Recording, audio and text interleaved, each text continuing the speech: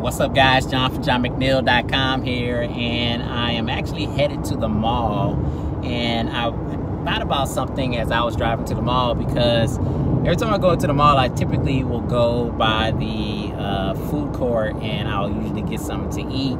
And I typically will get the Chinese food because I like bourbon chicken. And so in this particular mall that I'm going to right now, typically in the food court, there's always a lot of turnover in terms of the different restaurants that you see at the food court. So they'll come in and they'll be there for a few months, and then it seems like they end up going out of business, and then new restaurants come in.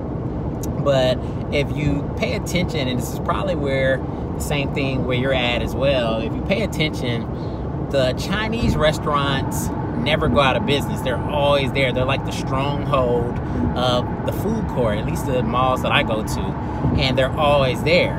And I thought about their business model and how they're constantly stay profitable even when all of these other restaurants aren't able to do the same. And when you look at their business model, when you go by the food court, the first thing that the Chinese restaurants they do is they give you a sample, right? They actually give you something for free. So you're walking by, you're in the food court, and while everybody else is just trying to sell you, the Chinese people are out there with their plate of bourbon chicken or orange chicken or whatever type of chicken they have, and they give you a sample for free because they want to give you a taste test of what's in store when you get the actual meal. Now, this actually correlates to, our online business, right? So you have to go out, and in order to get somebody to buy your core offer or a core product that, ranges from $100 and up, most people now, they're not going to just go out and buy a product for $200 or $300. They need to be indoctrinated, right? They need to have been given some value. They need to have built up some trust and rapport first.